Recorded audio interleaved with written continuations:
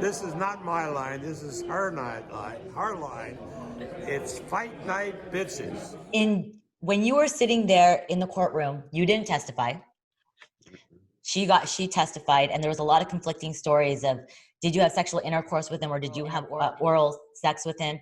And she said no, and there was semen from the evidence. What was going through your mind? Talk about when she was up there. Did that night replay back in your head? Were you absorbing what she was saying, that she was lying? Talk about that? So before like those 3 years, like during the courtroom, I was really numb. I was just really just trying to keep my posture and like keep, the straight face that everybody say keep, and not really show too much emotion or any emotion at all, really. But she had wrote a statement and multiple statements, and I would be able to read every statement she wrote, and each statement was different. And so going into the courtroom, anything she was saying on that stand, it didn't affect me because I already knew she was lying. You can't lose with that. And so as soon as the first statement said she didn't give me any oral sex, I said she's lying. Because she's immediately lying. That was the first thing she did as soon as we walked in the house. We didn't even make it to the bedroom. And so from that point on, I was like, she's trying to set me up from the beginning. Set me all the way up from the oral sex to the air ring to saying everything I want to hear, It wasn't a surprise to me what she was saying, and the evidence proved that she was trying to wiggle her way out of it, but couldn't. It wasn't peaches and roses for you when you were bailed out. It's funny that when I asked you, the football player that wanted to be a boxer, Brandon Marshall, I didn't know that you guys were friends. It just happened to be that name, the football player that wanted to be a boxer, and you called him out for charity. And it was his agent. He was your former agent, I believe, and they bailed you out, but you could not get a job. I mean, you worked jobs. You graduated with a kinesiology degree, but you were plastered all over Waco, Texas as a rapist or a sexual assault rapist. And I couldn't leave Waco, Texas. You couldn't. What was that like? I mean, you're sitting working, trying to just make money just to even live. How bad? Were you getting threats or just the looks? What was happening? Because you're this. It didn't go that far as threats, but that was probably the worst. You go from people praising you everywhere you go to people pointing and shaming you everywhere you go. Definitely in a work environment, it wasn't fun at all, especially those first like 6 months of getting in trouble. Because immediately, like you said, everything stopped. Everything halted to an end. Agents, money, anything I ever had ceased to exist. And so now I have to go into this factory, this diaper factory, and will humble myself enough to even walk in here and work for $10 an hour. Yeah. And be bossed around by somebody that has a high school diploma. So it was definitely a humbling experience, but I knew I wasn't cut out for a regular job. I would constantly either get fired from a job or quit the job in 6 months' time because it just wasn't for me. Go from flip-flops and cleats to steel-toe boots standing on my feet for 12 hours. They delayed this trial several times. It took 3 years to get. That's expensive. To get there. Very, very. How did you pay for that all? My first lawyer, I was paying for. Well, my first lawyer, I had got through the agent, and once I didn't have the agent no more, he immediately dissipated, and so I had to find another lawyer that was local, and her name was Michelle T. And Michelle T. We were like, right the week before trial, I paid her like $60,000 all the way up until the week before trial. She needed another 30 to even walk in the door and proceed with the case. I couldn't round up $30,000 in 7 days. And so she dropped the case. Had to get another lawyer. That pushed it back. The girl had went on a few trips. That pushed it back. And the last pushback was just, it was like some like fishy things going on inside the courtroom. And so I had to get a new judge, which pushed it back.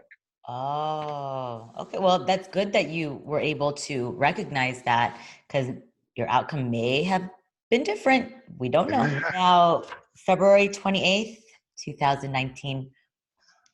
Talk about that day. Bananas. When the judge read, "You're not They just said guilty." not guilty. I ran.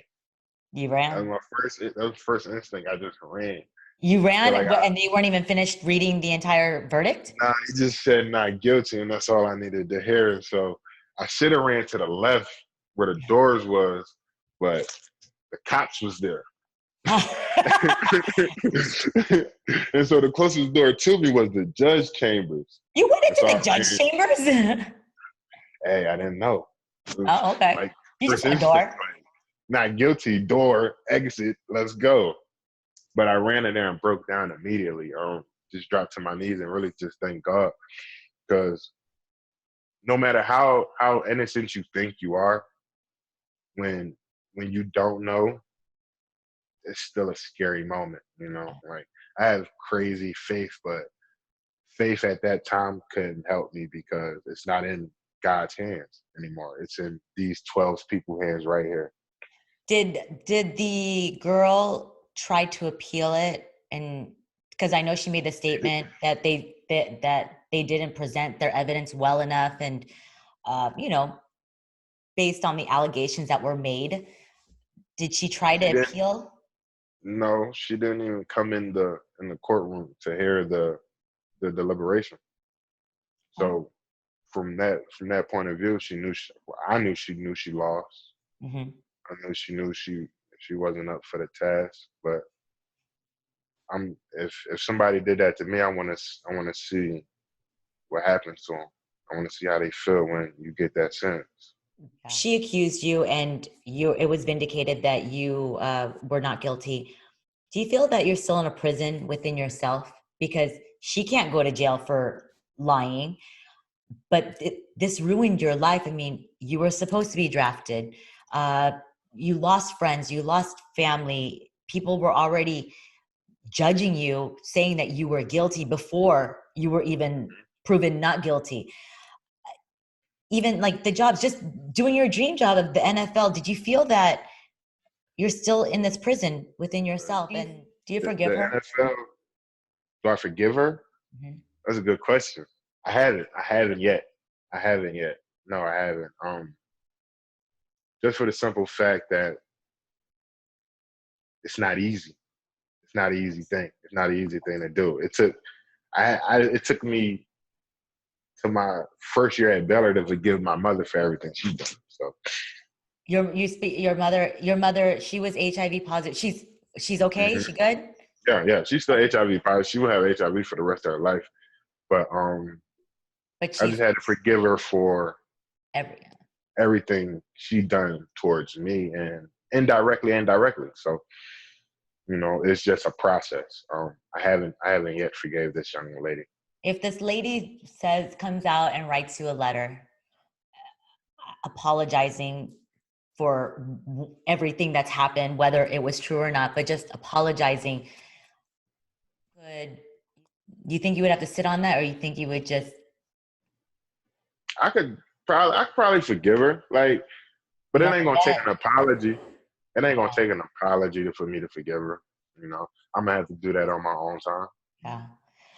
What did you learn about yourself through the day that you found out, the day you left the courtroom, when you're sitting in the car crying? What did you learn about yourself from that point on? From how old were you at the time? 8. Oh, back then? Oh, I was 24. So out of the high school to college years, what did you learn about yourself? I'm relentless. I'm a relentless type of bull, and Bull in a nothing china can shop. really. Yeah, like I'm real relentless, and that's the biggest, probably like the greatest attribute I got, and not letting people say no to me. I'm not gonna fall for, oh, I'm old, or oh, you can't do this, or oh, you did this, but we don't got no proof, so now you got to struggle. I'm gonna show you I can struggle and survive, and because there's nothing. I feel like everything I've been through before in life in general prepare me for that, for those 3 years. If I wasn't adopted, if I wasn't poor, if I didn't have to steal, if I had a great mother, if I had a father, I wouldn't have been as prepared to be by myself, isolated for 3 years, fighting for my life. I wouldn't have been prepared. I tell everybody, like I spoke all of those things that happened to me. I spoke those things into existence. My last bowl game, I'm sitting on the balcony with my defensive lineman, and I'm telling them how like the draft process is going and how everything's going. But I'm like, I'm not excited. Why? Because I knew at any given moment this could all be taken away. That's what I told him. So I can't get built up for something that hasn't yet happened. And that was like one of my biggest problems going through the combine. People would ask me, why aren't you smiling? I have nothing to smile for yet. Mm-hmm. I'm here working. I'm here doing a job. I mean, I know y'all not my friends. I know at any given day, if y'all do hire me, y'all can fire me. So this is a business, and I'm going to treat it such as. But when I spoke those things into existence and they happened, I knew the power of my thoughts. And so once I knew the power of my thoughts, I was able to speak myself out of that situation.